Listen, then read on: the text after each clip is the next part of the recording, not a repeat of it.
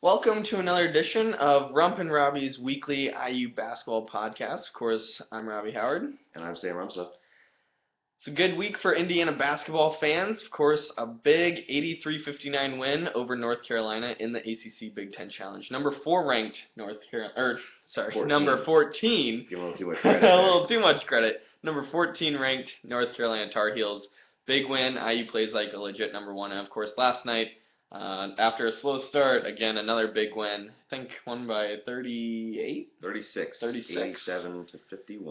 87-51 win over Coppin State last night. Despite a slow start, of course, the Hoosiers come out, and eventually they realize that they're the number 1 team, eventually get it going. But the big storyline from the week is talking about the North Carolina game when IU comes out. It's a real close game at halftime. It looks like it's going to be anyone's game. And then IU comes out in the second half and just pedal to the metal. Both ends of the court. I want to disagree with you on that. I think the game was decided before halftime. There was a string of about 3 or 4 dunks in a row. The game was over at that point. IU built from a 2-point lead to a 9-point lead by the time that the half came around. And by that time, it was clear who was going to win that game, in my opinion. And so you think the game was decided at halftime? It was already over. I think the game was definitely decided at halftime. You had the string of dunks. You still have Roy Williams as the head coach at North Carolina who made halftime adjustments, I'm sure. That's a good point, but still, IU had the clear momentum going into the second half, and it obviously paid off. I mean, 20-3 run coming out of the second half break, or out of halftime, and with 26 NBA scouts in attendance, Cody Zeller looked like a surefire top 5 pick. 20 points, 8 boards, 4 blocks. Against James Michael McAdoo as well, who was held scoreless in the second half. He had a couple of nice, he has a good face-up game. He has a good baseline jump that he showed. He had 10 points in the first half, but struggled to just a 4-15 night, and Zeller was really able to shut him down. James Michael McAdoo did not look like the All-American that everyone has predicted him to be. That's not what he looked like last night. No. Or against North Carolina, I should say. No, not at all on Tuesday night. And IU, as every game this season, had a balanced effort. They got a bunch of different guys scoring the ball. Victor Oladipo, 19 points, 8 of 13 shooting. Will Sheehy, 8 of 12 shooting, 19 points. And he was really getting cocky there once he was hitting his threes. He was draining corner threes. IU just had so many great looks, whether it was already getting in the air and adjusting midair and throwing out to a shooter, or driving baseline and kicking back out to a shooter. They had just so many great looks at the ball game. There were a couple of funny moments from Will Sheehy in the post-game press conference. Terry Hutchins, the Indianapolis Star writer, asked him, he said, you're showing a little emotion after those threes. What was that all about? And Will said, Terry, wouldn't you celebrate too if you were playing like that? But then he also proceeded to say that Will, as you guys know, had been struggling with his shot just a little bit to start this season. And then he finally got a couple to go down. He said one of the grad assistants likes to say, when it rains, it pours. And it was definitely pouring for the Hoosiers on Tuesday night, especially in the second half. Yeah, and Jordy Hall's had a good second half too, a good game overall. 13 points, 8 assists, and 7 rebounds. He was doing a great job of getting it in transition for himself, not even eliminating the middleman, I guess you could say, not even needing an outlet pass, throwing it down court, finding an open shooter, or streaking Cody Zeller for a dunk we saw a few times. He was really the quarterback of this offense, and it showed with a 13, 7, and 8 effort. Yeah, what do you think about Jordy? A lot of people criticized him coming into the season, saying that he needs to move to the off guard. Yogi Ferrell's the premier point guard. Jordy's shown early on this season he's not a bad point guard either. I was one of those too. I was even saying that Jordy Hill shouldn't even be in the starting lineup. Yeah. Especially after the first game when Yogi played so well. Yogi struggled a little bit of late. He struggled a little bit getting to the basket and scoring, which you obviously don't have with Jordan Halls. He's still running the offense well, but I really do like how Jordan Halls has been facilitating the offense this year, and he's very much impressed me. He's definitely improved his ball handling, court vision skills. He's not just a spot-up shooter. Something I really want to talk about, Rump, is the defensive intensity of that second half, because while you say that the game was decided in the first half, I still say, that was a nice little run that IU made to end the first half, but you go into the locker room and everything's sort of wiped out. It's a brand new half. And IU came out in that second half, and they just throttled them. And for me, I think the difference was made on the defensive end. You saw Victor Oladipo do an excellent job on Reggie Bullock, the number 1 perimeter player for North Carolina. Yeah, he got shut down, just 5 points on 2 of 9 shooting, and Victor really showed how he's a top defensive prospect. And Green was really impressed with the way Will Sheehey shut down James Michael McAdoo. That was something I hadn't even noticed during the game, really. I just assumed, obviously, Cody would be guarding McAdoo, but it was Sheehey who went into Michael McAdoo in that second half and really was able to shut him down. Yeah, very impressive defensive effort overall, giving up only 59 points to one of the top offensive teams in the country. Everybody expected it to be a high-flying battle, and it was in the first half, back and forth, back and forth. But once IU started to pull away, North Carolina, kind of switched up their game plan a little bit. But IU, North Carolina had no answer for what IU was throwing at them. And part of that is, again, this is something we talked about on the WIOX broadcast a lot, but North Carolina's a young team. They had 9 guys who are freshmen or sophomores. A lot of those guys have never played in environments like that. Yes, they've been to Cameron Indoor Stadium before, but they haven't actually been on the court in moments like that. That was a tough game for them. Definitely a learning experience. Oh, definitely. North Carolina, they're always going to be a top team. They're always stacked with 4- and 5-star recruits, but experience, playing in a place like Assembly Hall is not something that you're just going to go into and be able to do the first time you do it. It's very tough, and with such a young team, I believe Dexter Strickland's their only scholarship senior. Correct. So, definitely a tough environment for them, and IU was definitely able to pass really their first true test with flying colors, I thought. Yeah, that was really a statement game from the Hoosiers. I think going into that game, you had a lot of people saying, maybe Duke jumps over them in the rankings. They beat Kentucky. They beat Louisville. Maybe Duke goes ahead and makes that jump to number 1, but then it's pretty tough to argue when IU comes out and wins so big, so handily. Once, I think their largest lead was 32 against the number 14 team in the country. Given that IU is at home, it's a little easier because obviously there's no place like Assembly Hall, but there's no way you can argue with IU being the number 1 team in the country after a performance like that. Well, Duke got 18 first-place votes out of the 65, and I think it'll probably stay around there this week because Duke has beaten 3 top 5 teams this season. That's just something that no team has done and no team has come close to doing, even IU, who's played solid teams, Georgetown and now North Carolina. But it doesn't come close to the resume that Duke has so far. Louisville, Kentucky, and Ohio State getting a good win at Cameron Indoor Stadium. Mason Plumlee's playing like a possible National Player of the Year candidate too.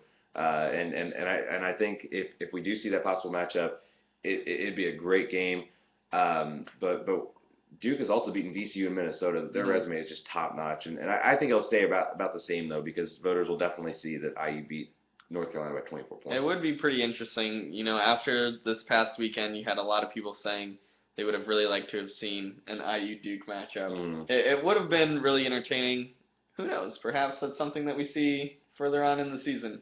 Yeah. Back in March. Yeah, it'd be nice to see that matchup. Unfortunately, it didn't match up with the teams playing at home. Both teams playing at home in the ACC Big Ten Challenge, but hopefully we'll see that matchup down the road and see what happens. Moving ahead to last night's matchup, IU defeats Coppin State. Not the best performance from the Hoosiers, perhaps a little bit of a letdown after whooping North Carolina because you saw the Hoosiers come out in the first 10 minutes and they couldn't make anything. They could not hit any of their shots, just nothing was flowing. I believe they started 0 of 9, 0 of 5 from three-point range. Yeah, they were really struggling to start, and then the 10-minute mark hit, and it was like IU realized, oh yeah, we're the number 1 team in the country. We should probably take this game over now. Yeah, and you need games like that. I think you're not just going to be able to be hitting shots every single game. There's going to be struggles, and IU showed. Obviously, it wasn't a top Big Ten team. It was Coppin State, so you have that leeway.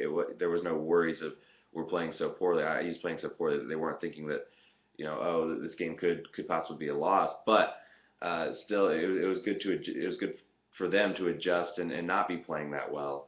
And be able to adjust to struggling early on and really turn it on later in the game. It's interesting. Cody Zeller didn't even get to double figures after putting up 28 boards and 4 blocks. He only gets 9 points, I think 7 boards and 0 blocks. No blocks. He had 3 fouls, played 26 minutes. He struggled, but this is really the Victor Oladipo show. 14 points, 6 rebounds, 6 assists, and 3 steals, and he got the offense going when it was really struggling. And every game you're going to have that, but every game you're going to see this out of IU. But this was another game that showed how balanced this team is because the leading scorer had 14 points in an 87-point effort. So it just continues to show the balance. He also had 14 points coming off the bench. and Remy Abel continues to hit his shots. I mean, he's a better shorter than Jordy this year. It's hard to believe. Percentage-wise, yeah. Remy Abel's a better shooter than Jordan Hulls this year. He's really worked on his shot in the offseason. Yeah, That was a point of difference that he wanted to make, and we've really seen it working out for him so far this season. And Jeremy Hallwell has started to play better too. Finally, after a pretty disappointing weekend at the Barclays, back against Georgia and Georgetown, when every time he got into the game, it just looked like immediately multiple mistakes coming from Jeremy. Now it seems like he's calmed down a little bit. He's playing more in the flow of the offense. And I think that'll get even better. We've talked about it many times, but I think they'll get even better once we get past the next game against Central Connecticut State. Once we're able to play Butler. When we get Hanner Mosquera-Perea and Peter Jerkin back for the Butler game. Exactly. That's what I was going to say. Once we get post players back, IU will be able to work Jeremy Hallwell into the offense more as his natural position at 3. Yeah, he'll be able to play more of a wing position, not have to fight down low so much. He'll be able to take the outside jumpers, do a little dribble drive action. That's more of Jeremy's game. He's definitely not a post-up player. Definitely. So it'll be nice to see everybody really being able to fit into their actual roles instead of playing above their position. It'll be able to give Cody more rest, hopefully, with Peter Jerkin coming in and giving him some time. And I'm still so excited to see Hanner Mosquera-Perea play. He's so athletic. I'm still worried about whether his foot injury is gonna. Now he's had plenty of time to rest up. He has had plenty of time, but still, those foot injuries are tough. I know I've been harping on it a lot, but I'm still very excited to see him play with how athletic he is, and what a high flyer he'll be for the IU. I think people who don't follow this team real closely might not understand all the potential that Hanner Mosquera-Perea has, but those of us who do follow the recruiting and follow it pretty closely, like Rump and myself, we're pretty excited. This guy can jump out of the gym. He was a top 10 player at one point in the 2012 class. Struggled a little bit in his AAU performances. He played on a very good high school team up in LaPorte, Indiana. La Lumiere. La Lumiere. They're very good prep school, and dropped to about 43, but it's still right around where Jeremy Hallwell's ranked, one of the top prospects in the country. So to get him will definitely be a boost. He's an amazing athlete, amazing shot blocker. Not a lot of post moves per se, but if you're able to get that ball anywhere around the rim, he's going to flush it right down. And I think, once we see his actual athleticism, I think he could end up being one of the best NBA prospects on this team, which is hard to believe. Obviously not better than Cody Zeller, who will be the number 1 pick, in my opinion, in next year's draft. But Victor Oladipo, Christian Wofford, Yogi Ferrell, I think he could be better than those guys, NBA prospect-wise. One more guy I want to talk about, Rump, in this late run of games. I think we've talked about a lot of keys on this IU basketball team. To me, one of the biggest keys is actually Will Sheehey. I think he goes very underrated on this team. Of course, he's the 6th man. You can't find a better spark off the bench than Will Sheehey. He's come in, he scored in double figures for I don't know how many consecutive games, and it just seems like whenever IU's really struggling, like last night against Coppin State, IU's struggling early. Crean puts Sheehey in pretty soon, and it seemed like an immediate turnaround. He brings in so much energy off the bench. He always is going to play very hard. 14 points, 6 rebounds, and 4 assists against Coppin State last night. He's always going to put in his top effort and always, like you said, brings a spark off the bench. Definitely has a swagger. Definitely. Definitely captain of the swag team, as our guys on the East Coast flavor like to say about him. Well, it'll be another exciting week of IU basketball action, like Rump mentioned. IU takes on Central Connecticut State. Just one game. What are we going to do all throughout the week? We're going to go it's not IU basketball. It's going to be a tough week without any IU basketball, but we'll make it through. A lot of hype coming up for the Butler game. Of course, that game will be played at Bankers Life Fieldhouse in Indianapolis, so a lot of people in the Indiana area looking forward to that. And it's a nationally televised game. The game will be on CBS. Yeah, Brad Stevens versus Tom Crean. Butler, the team that played so well in the tournament the last few years, got to 2 national championship games, and then IU, the team that's now number 1 in the country. Butler's played well so far this season, too. They beat North Carolina. It'll be a fun matchup. Yep, so we'll talk to you guys after all that happens, but this has been Rump and Robbie's weekly IU basketball podcast. Thanks for watching.